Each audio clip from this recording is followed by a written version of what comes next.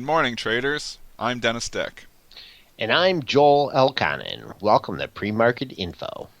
On today's show, the market has forgot, but Pfizer, Johnson & Johnson, and Elon discontinued testing of an Alzheimer's drug, wherein they forgot 2 weeks ago as well. Earnings from CHK, FOSL, CVS, and the slot maker WMS. Has Facebook bottomed? And Disney will report after the bell. Going right to the market here, we have a pretty unusual circumstance. We have the Globex high here at 1396. The current high of the move is exactly one tick above yesterday's high, 1395.75. And the Globex low at 1387.50 is one tick above yesterday's low. So the market is due for a breakout here, trying to decide what to do. But let's talk about those drug stocks. Those drug stocks are down here again. 2 weeks ago, when was it? On the 24th, Pfizer, Elon, and Johnson & Johnson have an Alzheimer's drug, bapineuzumab. I think that's how you say it. Oh, that's what I thought it was. Anyways, it's back, I believe, on the 24th. They announced that they were going to just stop testing or stop the one test on the drug. Well, now they're discontinuing tests altogether. But back then, the stocks actually did gap down. You can actually see Lilly has a competing drug, and Lilly gapped down after that day as well. You can see it right back here on the charts, rallied all the way back.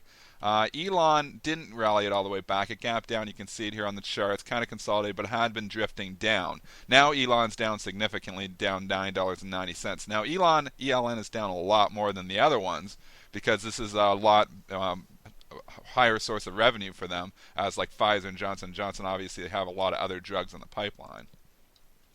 But they're not actually a source of revenue yet. They're a potential source of revenue. Exactly, potential source of revenue. And I think a lot of people speculate this was going to be a big drug, and that's why Elon had really performed well throughout the year. Actually, if you go back here, really over the course of the last year and a half, Elon's been straight up. Now it's giving quite a bit back here this morning, trading under $10. Now Pfizer's trading here. How low did it get after hours? I think it got down to 23.50, didn't it, Joel? Pfizer? Yeah, it did. It did. It got down to 23.54 right after the close, as this news was announced. Yeah, and now it's trading 23.83, so it's getting a little bit of a lift from where it traded lower on the day. Johnson & Johnson trading at $68, and it was trading a bit lower too. But again, last time these stocks did this, they did come back and they bought them. So is this going to be another buying opportunity? Well, first of all, you talked about potential revenue source. I think what people need to look at and what the experts look at is, what they spend in R&D to get these drugs, and how much money is just basically flushed down the toilet by abandoning the drug trials. I don't have that specific information. Actually, Johnson & Johnson, I do, Joel. That's why we're here on Premarket Info. $400 million Johnson & Johnson's flushing on this one. I don't have the numbers for Elon or Pfizer, but I do have them for J&J. So that is why these stocks are trading down. It's exactly that, is that they put money into R&D to research and develop these drugs. And then when they don't work out, obviously you do have write-downs. But this is typical for stocks like Johnson & Johnson, Pfizer. Lots of drugs always in the pipeline. Elon, not as many, which is why it's getting beat up more. But Lilly just has a competing drug, so it's not even their drug that's failed the testing. They're still going through, but they must think that, oh well, if the Pfizer Johnson Johnson drug isn't doing well, then the Lilly Alzheimer's drug isn't going to do well either. And Lilly is actually, and the same thing last time. Lilly got beat up more than the other ones too, trading down over $1 here. But remember last time, it traded down and boom, it rallied all the way up. It had okay earnings, kind of consolidated, but now it's selling off again. Okay, you think anybody had a heads up in Johnson & Johnson yesterday? We had a real strong market, but that stock just withered during the day. Made a double top to 69.32 to 69.34 level. Ended up settling right near the low of the day, though the market did sell off a little bit.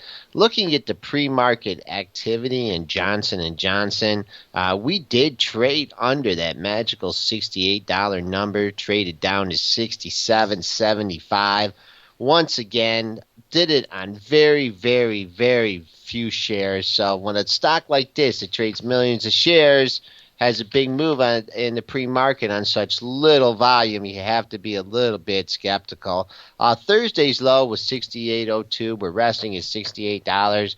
I would use that as a swing number if you get a little bounce off the open. If it comes back down to that level, may be a good short.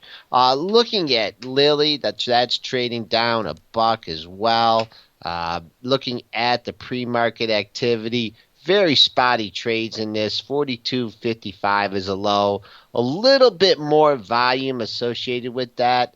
When you're looking at the charts, you really don't have a major low until the 41.59 low back on the 24th. When they did it this first time, when the first trials of the drug, the Pfizer drug, were announced. So funny that it gaps down, and then So are we gonna have deja vu here? Are we going back to the same place?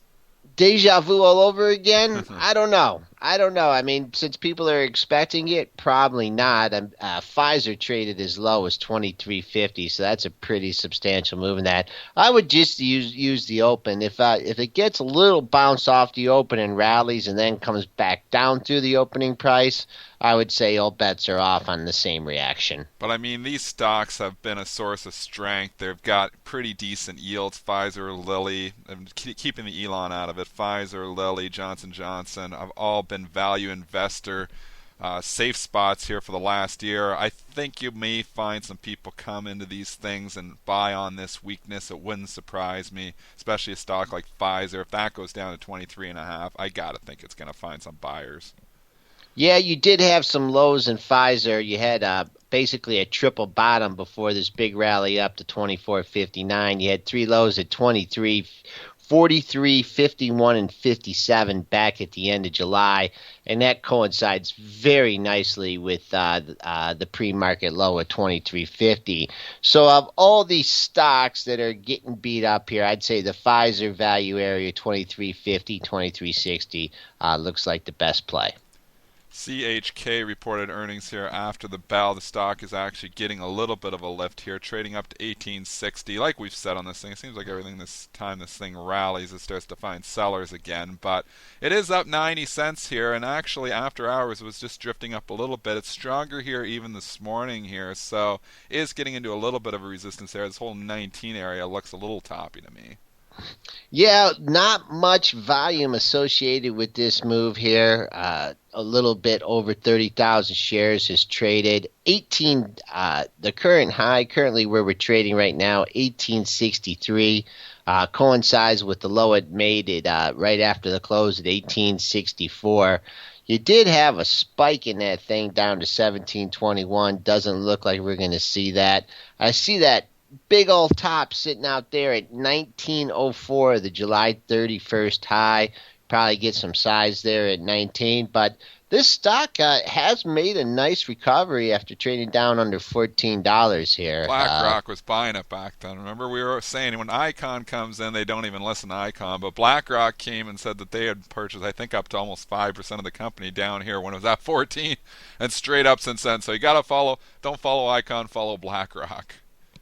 Yeah, and as far as looking at the pre-market activity, under 1810, that's been the low for a lot of the trading session this morning. If in fact we break below 1810, you get into yesterday's range. Yesterday's high was 1840. So if you're really playing it close to the belt on the long side, if we do dip below 1840, look for a trip down to 1810. Fossil reported earnings here this morning. The stock is absolutely flying now. 83.30. We had this huge gap down back in May. Now we've traded, and we were kind of consolidated at 80 for a few days, and then we just kept drifting down. We're getting back up in this whole gap area again here, Joel. Yeah, this is nearly impossible chart to interpret.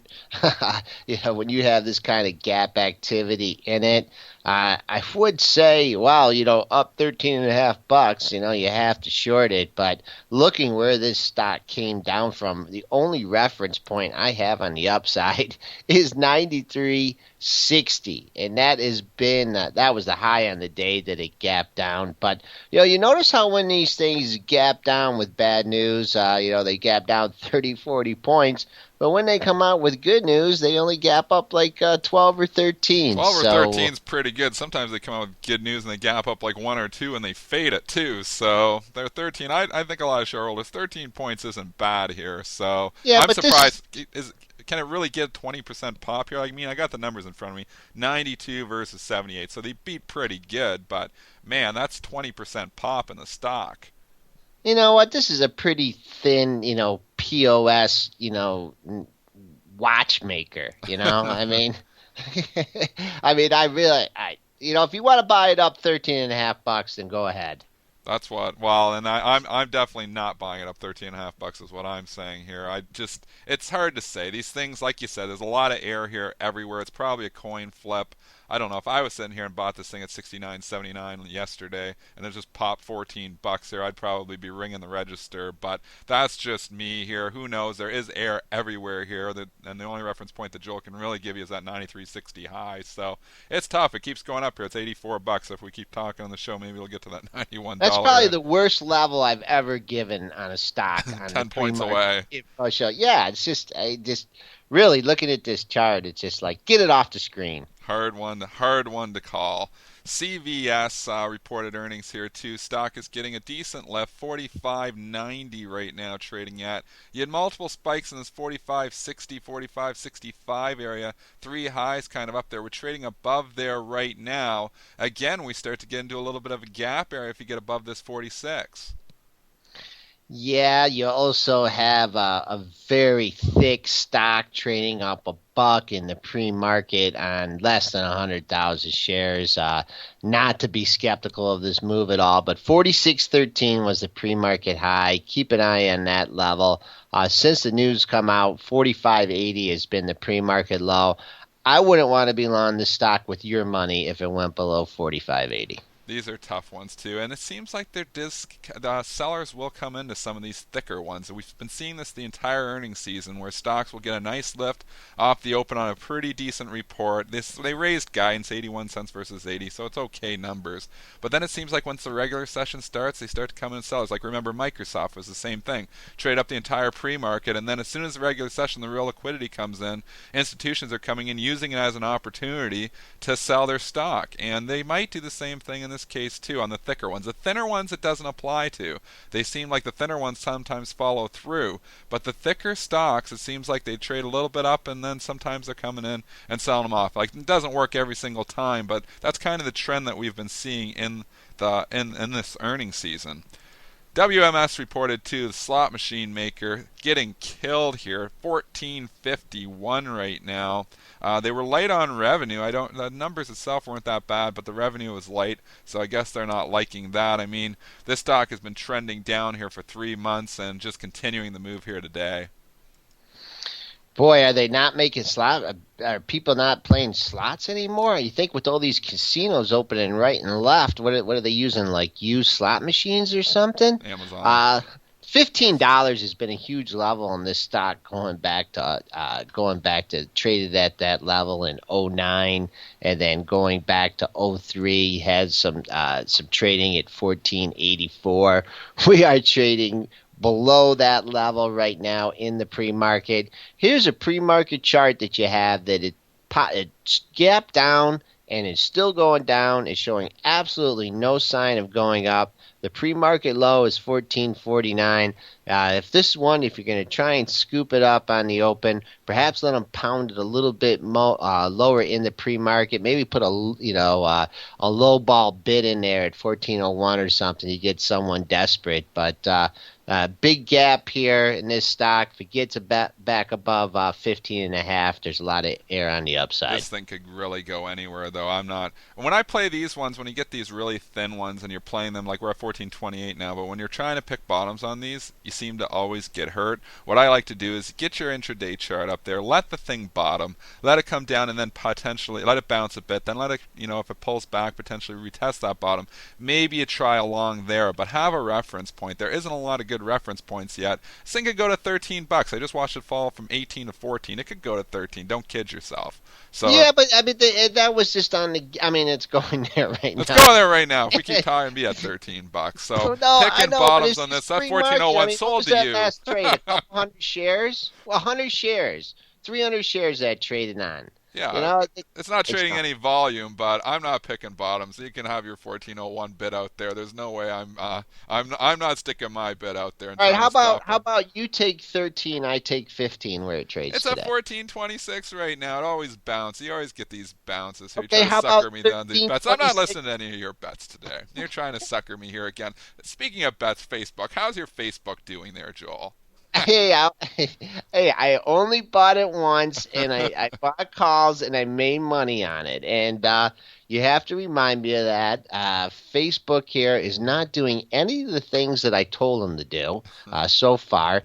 Potential double bottom here under the $20. That's why you like it, because it went to the psychological You know how $20. I am. I like my psychological numbers. And look at it. It's bouncing off that level. I think it's bottom now. Like Joel's been trying to call the bottom all the way down here. I have not been trying to call the bottom in Facebook. I'll tell you right now, today I'm trying to call the bottom on Facebook. I think we've seen the bottom here, at least for a little while. $19.82. It hit 3 days ago. I think that's going to be the bottom. I think it could eventually come down and retest maybe in the 20s. But I might even be trying to buy some myself down there. It's lifting here again, 22.18. I think everybody washed out here a few days ago on the whole Facebook is now messing around with their ads. We've got ad bots that are, and everybody's just trying to find reasons to sell this stock. They have 700 million users. It's coming down to a decent valuation now. It was ridiculous at 42, but at $20, it's starting to look attractive to me. And if this thing pulls back, I think I'm going to be buying some for my own account. That's my opinion, and I'm trying to call the bottom on Okay, Facebook. okay. And just from a more seasoned, well perspective technical outlook, I would like to see this thing not hold these levels today. I see 22.15 was a high yesterday. 22.16 was a high today. I like to see it fail up here, go back down, trade in the 21s for a little bit, and then maybe come back up. Because actually, the last time or the only time I did make money in this thing, it had formed a lot of tops at 28 here. We can go back to the chart. This was back in June. I said, if this thing breaks above 28, I'm getting long. It broke above 28, and I said, well, okay, when it goes back to 27, I'm gonna buy it. And lo and behold, it didn't go back down to 27 and making a move up. So I'd like to see a double top or a triple top and something, and then a breakout above it. It is a double top today, so Dennis may be onto something for a change. Disney reports after the bell here. It's actually lifting in a little bit in the pre-market. It's at $50 right now. It's $50 a big number for the stock.